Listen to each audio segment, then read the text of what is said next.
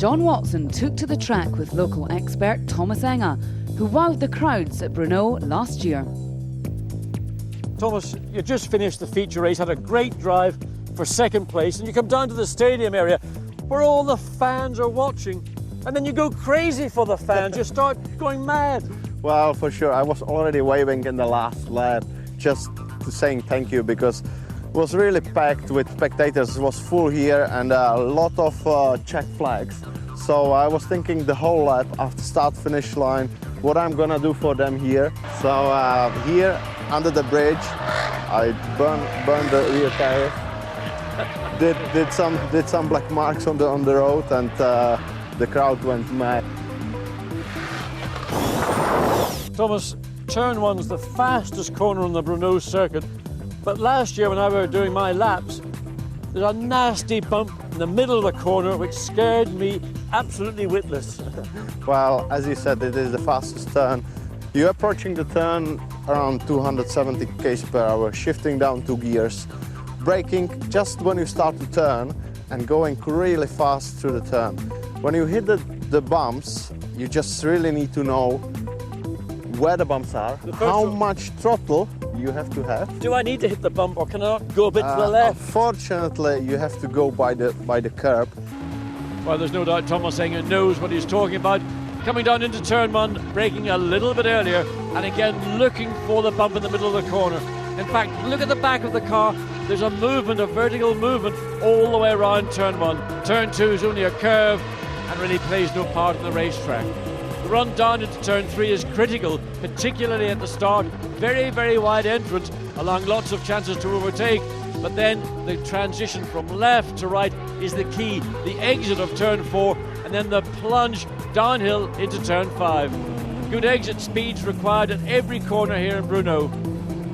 Downhill braking is also tricky into turn 5, and then you blend immediately into turn 6, and then the left hand, the long left hand turn 7. Hug the curb all the way around, release the car on the exit, no do-nuts on this lap for me, and then into turn 8 and immediately switch back for turn 9. Continuing to drop down one side of the valley all the way down to the lowest point of the racetrack, turn 10.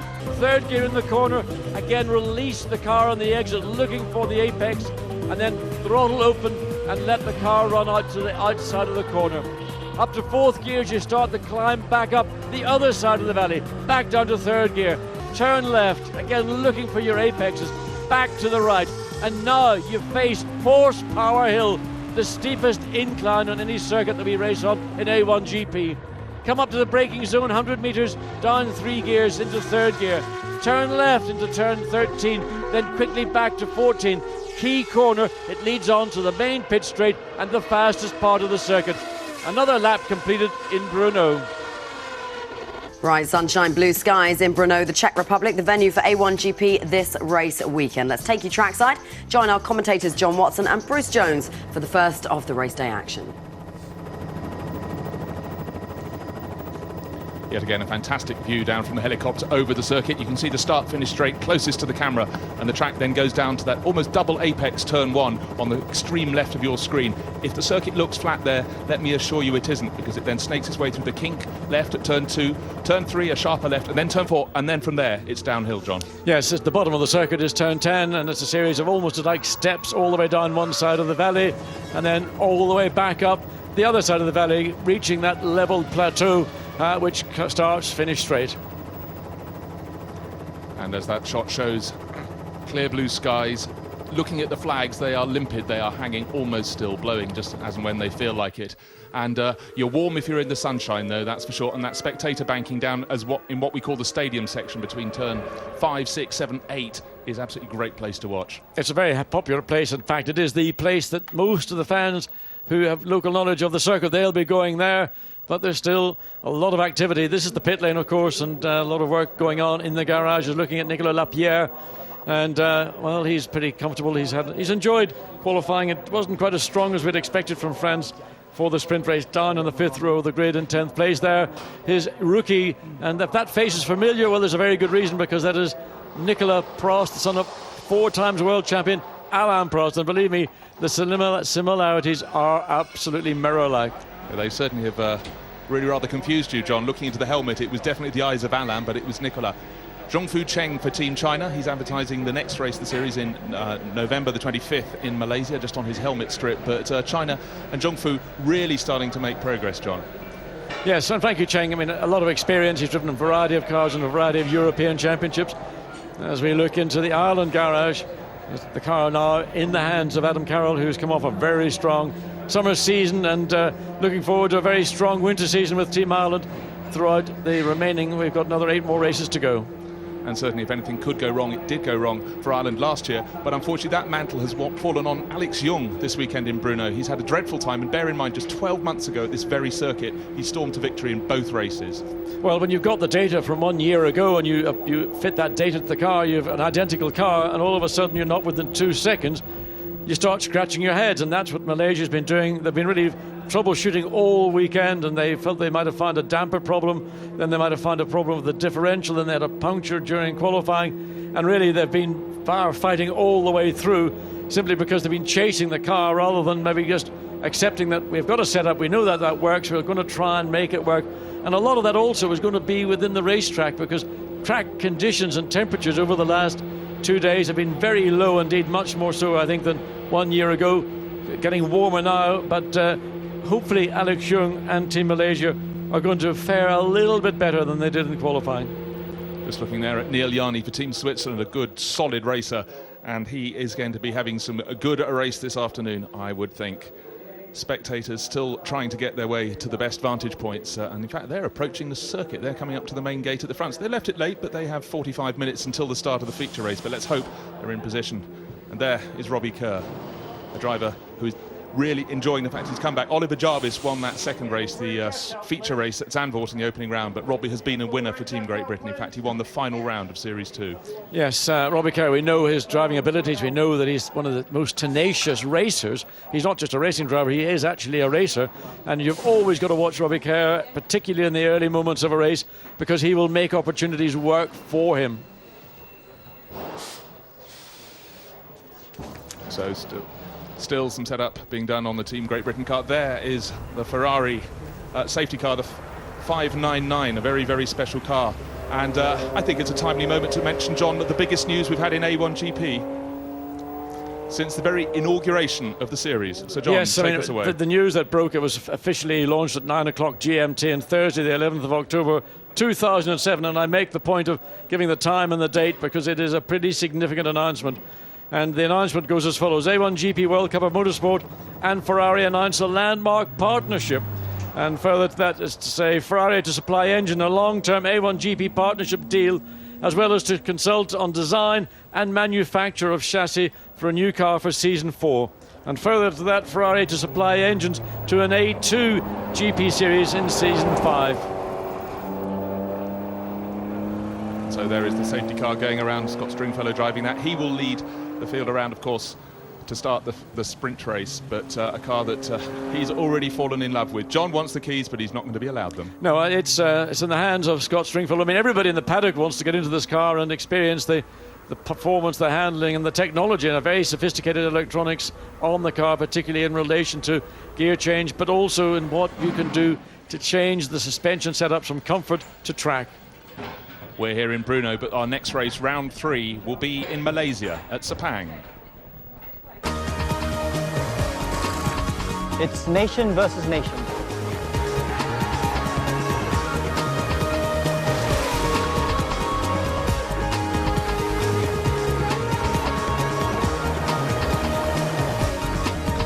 It's A1GP Malaysia.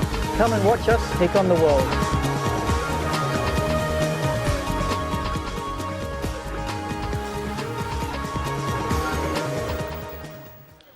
Not quite as hot here as it will be in Sepang. Hot and very, very humid out there. Here, most people, if they're wise, are wearing a shirt, a jumper and a windproof jacket. Drivers, no such luxury. They are cocooned in their cars. But when you drove on Friday, when it was so grey, you said it was actually very cold on your shoulders, John. Yes, indeed. I mean, just going out early in the morning, and I'm approximately 6 feet tall, and my shoulders are just slightly proud in the cockpit. And when you get up to maximum speed, particularly coming down into turn 1, around about 255 kilometres per hour, the wind chill factor on the top of your shoulders was very evident indeed. So just sitting that little bit too high in the cockpit. I need to get myself lower. But in Malaysia, I'll be delighted to have any fresh air I can get. The cooler the better, because you talk about heat, you talk about humidity. In Malaysia, it is about as hot as anywhere in the world that we will visit in Series 3. So still looking very sunny, very bright, and a far more comfortable temperature here for the drivers, John, here in the Czech Republic. Yes, and the other thing is, over the 2 days, we're now getting to the stage where the racetrack is coming to the drivers, to the teams. It's always difficult on a green track, particularly when track temperatures are very low, because the interaction of the tyre and the surface and the temperature, those three elements are key to getting maximum grip out of the car, and also tyre wear is critical as well. Well, just as we prepare for the feature race, let's whet your appetite with what happened earlier in an absolutely action-packed sprint race.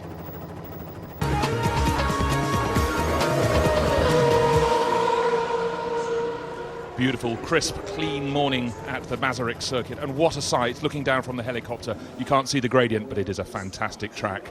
The crowds pouring in, hoping for a home victory, but with Erik Janis starting right at the tail end of the grid, not likely in the sprint race.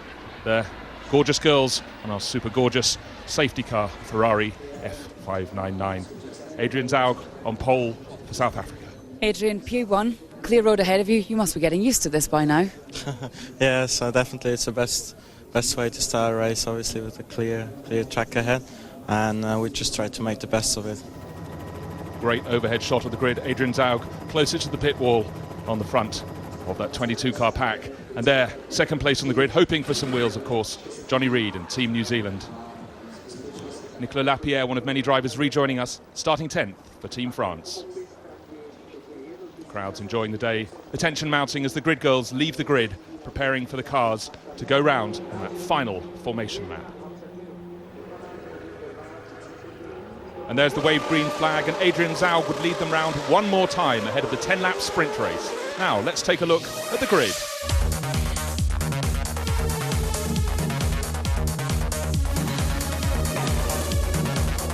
Here it is at the front on the pit wall side, starting on pole position is Adrian Zaugg for South Africa, ahead of New Zealand. Row 2 comprises Great Britain and Adam Carroll for Team Ireland. Next up, Netherlands and Switzerland on row 3, followed by Germany and Portugal on row 4. Then Brazil going well, and France on row 5. Row 6, China and India. Then Pakistan, USA on row 7. Row 8 shared by Mexico and Italy. Indonesia and neighbouring country Malaysia behind them. Then Australia and Canada. And the final row, the Czech Republic, the home nation, and Lebanon. Poised to start the sprint race for the second round of the third series of A1GP. Absolutely side by side, John. Yes, they're almost touching coming round. Both drivers in the front row of the grid really trying to, you can see very much more discipline here in the pack, with South Africa on the right, and now you can see just coming side by side. Just look how close the pack is now. This is clearly a change to that we saw in the Netherlands, but now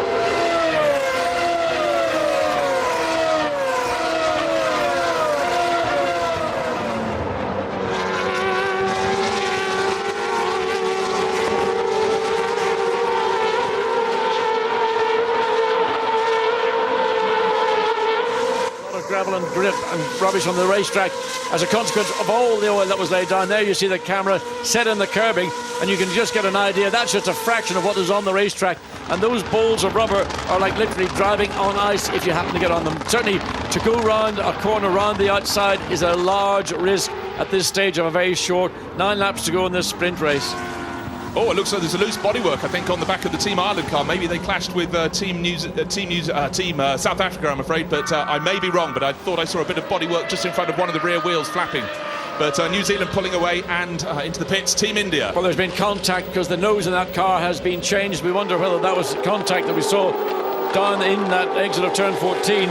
India, where they started, they were sort of stuck in the middle of a pack of cars. Yes, I am right. I'm afraid the bodywork has been knocked loose, and I think India got caught out when China ran onto the dirt going through turn 2 on the opening lap. They were by each other on the grid, and China lost a bit of momentum, and probably that's where Narain Karthikeyan damaged his nose. But New Zealand pulling clear. The gap last time round was 0.9 of a second.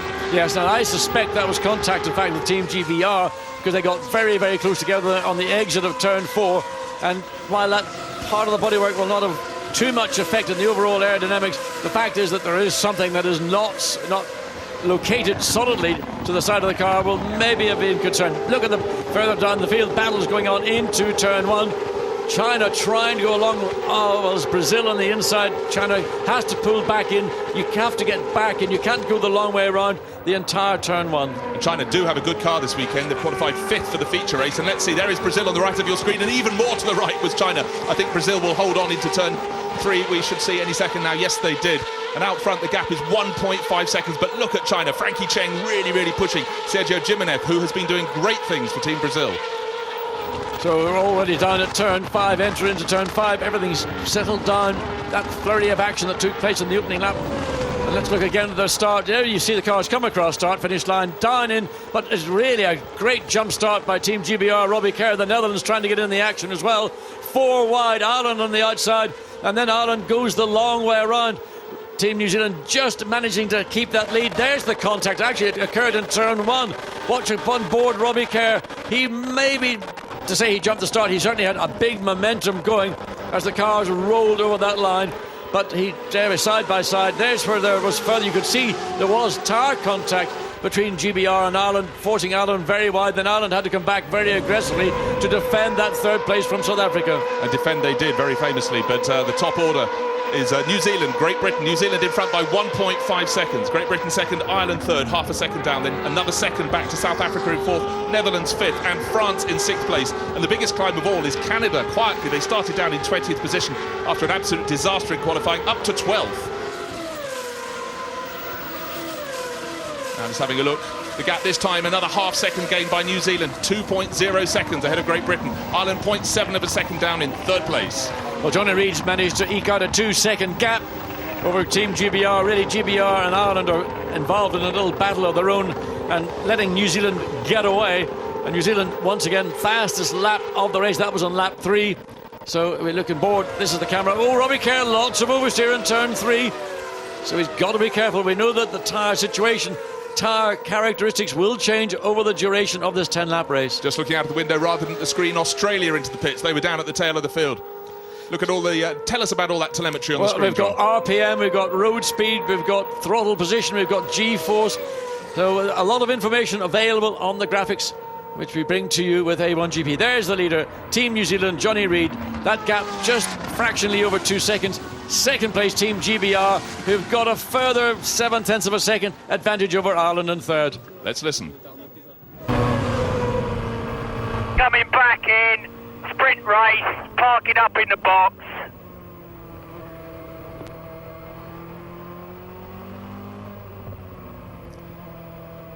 Well, that was Rob Arnott, the engineer for Team Australia, telling Ian Dyke to bring in. We can't see what the damage is to the Team Australia car, but as he said, bring it back, park it in the garage, we'll sort it for the feature race.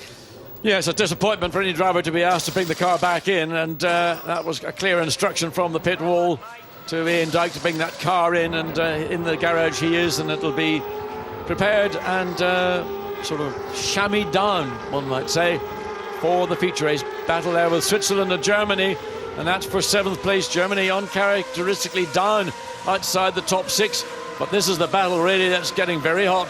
Netherlands and France What Netherlands blocks, goes to the right, France goes to look the long way around, side by side into turn 1, but Netherlands have got the line. France will have to fall in line behind the Netherlands on the exit of the corner. That was almost reminiscent of the opening lap between Team Great Britain and Team Ireland, but France, don't forget, they gained 4 places on the opening lap, and now Switzerland being pushed very hard indeed by Germany. Yes, and Germany getting ahead. Yeah, but Germany just being very defensive and trying to keep Switzerland behind, so that was a move, Christian Vietoris, to block Swiss car coming through. It would appear that Neel Jani had probably got more speed, but of course finding the position to get past. And of course you are allowed to make one blocking move, but you must then, having completed that, not come back again and make a second one. Indeed, he has got the speed, but this stadium section, very great to drive, but not so easy for overtaking. But as we saw 12 months ago, you can do it down into turn 8, because that's where Alex Yoong took the lead in the feature race. Turn 8 is the corner they're coming down to now, but Neel Jani not close enough to make a move. He's going to have to wait till the end of the lap and then try and make it stick. Well, there are the respective laps between Germany and Switzerland, 7th and 8th place. And I mean, in my view, that the Swiss car, Neel Jani, has just got a lot more experience from Neel Jani than Christian Vietoris. Out and out speed, I have to say, would go to the young German driver, but you get the two drivers in the situation that there are, well, basically a lot of pressure coming from Switzerland, but Germany resisting, sometimes resisting fairly forcefully. But the chance for Switzerland once again will arise possibly on the run up Horsepower Hill into turn 13, but more likely into turn 1. Well, just looking at the timing screens, John, they've used 3 of their power boost presses each. That extra horsepower so handy for overtaking. They've got 1 left, so when Neel Jani's got to use it, he's got to hope that Vietoris is not using it. And look how close he is as he comes up to the end of the lap. We're looking backwards from Germany, back to Switzerland, coming past us. Well, Switzerland is now on its last opportunity, gets under the rear of the German car, pulls out to the left, yet again the inside line being dominated by Germany. So now all power boost that Switzerland had has gone, and Germany has, I think, 1 remaining. So job done by Germany, defended well, and not necessarily the last roll of the dice, but the last boost-assisted roll of the dice for Team Switzerland. Still pushing really hard, and let's hope this doesn't come to blows. But don't forget, they can push all that much harder this year in the sprint race. It does not dictate the grid, the starting grid for the feature race. That was decided in qualifying. Just behind the lead car, we've got Great Britain pulling away slightly. They've now got a 1.7 second advantage over Ireland in third, and the gap between third and fourth with South Africa is now down to 1.2 seconds. So maybe the damage to that part of the rear of the Irish car is having an effect for Adam Carroll, and of course that information no doubt will be relayed to South Africa to get a little bit of extra push. 5 laps to go in this 10 lap or 19-minute plus 1 lap race. Just looking to see points now down to 10th place in the sprint race. That means behind Switzerland in 8th place we've got Portugal and Brazil rounding up 2 points and 1 respectively, but we're only halfway through the race, so plenty could change. But at the moment it has to be said that as Germany continues to hold off Switzerland, in fact has opened out a little bit of a comfort margin there. Can anybody do anything about New Zealand? I think not. It looks though Johnny Reid has got this one in the bag, but we still have 5 laps remaining. Well, he's in the pole position in that he's got nothing ahead of him. He has no distractions. He's pulling away from Great Britain in second place, and of course he's able to drive his car the way that he wants, whereas everyone else behind is having to deal with traffic or deal with a racing situation. There you can see the gap that has opened up between second and third place, and the gap between third and fourth place staying almost constant, maybe a few thousands. But again, Switzerland and Germany pulling aggressively across to the right to block the Swiss move. Even though he has no power boost left, it looks to me Switzerland is still quicker off turn 14 onto the straight, which gives them an advantage. Watch now coming into turn 3. Well, is Vietoris going to make a mistake? He's only a teenager, whereas Neel Jani far more experienced, but he's doing a very good job at the moment. But Neel Jani is making him find new pages in his book of how to defend. But he's also trying to get the German driver to put the car on the wrong part of the racetrack. He almost succeeded going through turn 3, but fortunately Germany got back, they recovered, they stabilised, so we're back to that status quo. But the best shot clearly for Switzerland is going to be on the exit of 14. It's just a question of positioning yourself to use the momentum that he will build up coming through 13, and he knows that Germany is going to go aggressively to the right, and all he can hope to do is try to wrong foot him, make him use his mirrors more, make him start driving in his mirrors more than looking forward. So still that battle rages as they go down through the inner section of the stadium. That is out of turn 9. Pulling ahead is Germany. Yeah, he's looking at the throttle traces, both naturally flat out. On the brakes for Germany first, then on the brakes for Switzerland. And again, you just get that fraction of a second delay between one car going on the brakes and then the other lead car getting back onto the throttle. Further down the field, this battle, Brazil and China, it's still raging. And that, of course, is for the final point-scoring position for 10th place. Brazil 10th, China 11th.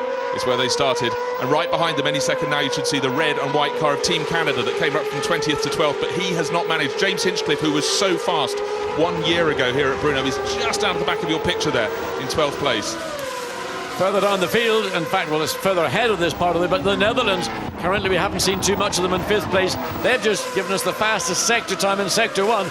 So Jeroen Bleekemolen, who's just under a second behind, South Africa has caught up to South Africa. There's a pass in turn 1. China going the long way around Brazil. Can he? Yeah, he's got it done. Good pass by Frankie Cheng. Well, that is brave. It's the fastest corner on the circuit. It's effectively a two-apex corner straight into a twist. But can Brazil fight back? Well, Frankie Cheng is coming in the corner down the inside, but again, it's whether he can get the car straightened up once they have to make the transition from left back to right. He seems to have done it. So China has displaced Brazil for that final point scoring with 3 laps to go. And while all that's happening, Canada has closed right onto their tail behind. Obviously, they were offline, the two of them, but a great move there from Frankie Cheng to move from 11th up to 10th. And here we have a replay going to the outside. Yes, and this is what Neel Jani for Switzerland should be trying to do with Germany. Frankie Cheng took his heart in his mouth. He got on the outside of the corner, a lot less grip there, but he had the momentum and he was able to force Brazil. Brazil's car slid a little bit on the exit of turn 1, and that again gave Frankie Cheng the momentum off the corner as we go back to leader now with a 3.5 second advantage over Great Britain. And climbing through turns 11 and 12 and accelerating up the hill we call Horsepower Hill. It's very steep, and for Jonny Reid, it's just magnificent. He's out front, he has 2 presses of the power boost to play with if he so feels, but he has no need. He's 3.5 seconds clear at the end of last lap. Great Britain running in clear air as well. They're 2 and a bit seconds up on Ireland in 3rd place. Don't forget Ireland have that bodywork damage in front of one of their rear wheels. And let's see, what was the lap this time for Team New Zealand? A 1 minute 48.6, very close to their fastest, which is a 1 minute 48.4. No one else can touch them. Yeah, just 260 kilometres per hour coming into turn 1. There you see the lateral G's as you go round this long corner. It's very bumpy in the corner. The car is always literally chattering its way around. Picks up speed again, 240 up to maybe 50 kilometres per hour into turn 3. Down to 3rd gear, then back onto the throttle, almost full throttle between 3 and 4, then off the throttle. The merest hint, left foot braking by a lot of these drivers, but really it's just to stabilise the speed of the car to ensure he doesn't overrun the apex. Then flat out down the hill, braking downhill, quite a steep downhill into turn 5. And as always, the television pictures flatten it. This is really a circuit with incline. It's a circuit with bite, a circuit with width of track, and that's why we enjoyed that move of China going around the outside of Brazil at turn 1. There is space for the move, and still we can see that bodywork flapping around on the Team Ireland car. Well, there are the gaps over the past number of laps between Great Britain and New Zealand. So this runs 2 laps to go as we look at Team GBR as they come around down at the bottom of the circuit. Race leader, some 3.9 seconds. Let's round it out to 4 seconds. Dropping down all the way down into turn 5. The gap now almost equidistant between 1st and 2nd and 2nd and 3rd. South Africa's not been really able to mount a challenge on Ireland. And the Netherlands, who got within a second of South Africa, well, they're still there, but it's only shaved that 0.9 of a second down to 0.8 of a second. Just looking if anyone in the top 10 is going to make a move, I think it will be France behind Netherlands, a 1/3 of a second behind last lap and faster in terms of the power boost. And as I mentioned, if France go onto the power boost, they will still have 1 remaining. Netherlands have 2. Well, France 0.3 of a second behind as they came across the stripe, and we're coming up to 1 lap to go. So France getting into position, but it's going to be very difficult. Last lap, you're going to get a lot of cooperation. Jonny Reid driven a wheel perfect race all 9 laps. Netherlands on the power boost trying to defend from France. France have raided the piggy bank. They're taking their last power boost down to the first corner. Fortunately can't see it, but New Zealand on the pit wall getting very excited. Jonny Reid seems to have this win in the bag. Great Britain, as you can see, in 2nd place. And then behind there's the bright green car, the emerald green car of Ireland holding 3rd. We don't know yet if Netherlands managed to hold off France. And there is seat holder of Team Great Britain, Tony Clements. He'll be pleased with 2nd. So pretty clear and relatively easy run for Jonny Reid. 4.6 seconds ahead of Team GBR. Is backed off fractionally. He doesn't need to do any more. Consolatory drive, a good drive for Adam Carroll in his debut for Team Ireland. Mark Kershaw, the seat holder for Ireland, will be breathing a sigh of relief that Ireland are en route. I don't want to give it the commentator's curse, but en route to get back on the podium since back in Portugal 2005. Yeah, still half a lap to go, half of a long lap here. It's 3.36 miles, 5.4 kilometres, and Jonny Reid, I think it's safe to say he was a star here last year, got knocked out on the run to the first corner in the sprint race. This year he's making amends and he's heading for a sprint victory, which will no doubt start to put some more ticket sales on the gate at Taupo when we head there at the start of 2008 to start our association with Ferrari. From then we will have powered by Ferrari on the car. Yes, and also looking on the pit lane with the team New Zealand, John Sears, who is in charge of the engineering with this New Zealand team. Colin Giltrap, the seat holder, who is also present, a very, very significant influence in the whole New Zealand enterprise. And here we have the winner for the sprint race here at Brno, round 2 of in the Czech Republic, and it's Jonny Reid and Team New Zealand. In the background you can see about 3 or 4 seconds down, it's Great Britain, second place in the bag, and Ireland back on the podium. 4th place for South Africa, and behind them Netherlands just hold off France for 5th place, and likewise Germany keeps Switzerland in their wake. So victory for New Zealand. John Sears there down in Team New Zealand pit, absolute delighted, handshakes all round. Great Britain, there's the seat holder Tony Clements, he too is pleased with 2nd place. There is your race winner, Jonny Reid, very pleased, a winner in Series 2. He's got his Series 3 account open well and truly here at Brno. And there are the cars of the first 3 finishers, New Zealand, Great Britain and Ireland. Applause as the bronze medal goes to Ireland, their first time back on the podium for 39 races. Great Britain takes silver.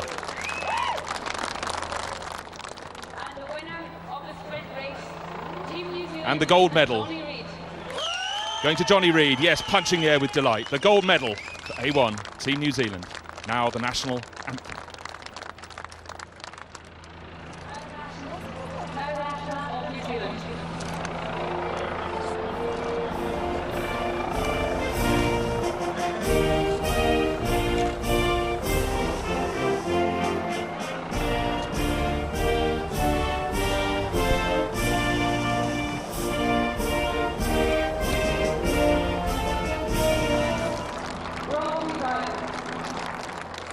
First place, Jonny Reid, Team New Zealand, 3 abreast into that first corner. Just talk us through your start.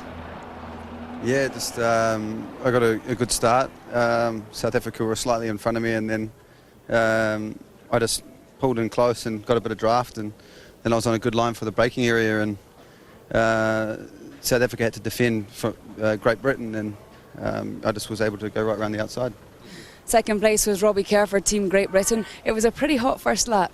No, it was really tight. Obviously, I was on the tighter line going into the first corner, which didn't give me the exit and allowed Adam to come around the outside. And brave move by Adam, but he pulled it off well. But then going into the next corner, I knew I had to get ahead and knew I had the front grip to do it. And so I just dived down the inside, and lucky I had the grip there. Robbie, thanks very much. In third position was Team Ireland and Adam Carroll. It had been 39 podiums since Ireland had appeared back up here. Your first weekend in A1GP, you seem to have brought the luck back to the Irish. Well, hopefully that'll be a first, but no, we're not going to need luck this year. We're going to do it on pace, and because the guys have done such a good job, we're working really hard, and hopefully, obviously the feature race we're down at the back, but hopefully with that pace we can come through to a good position.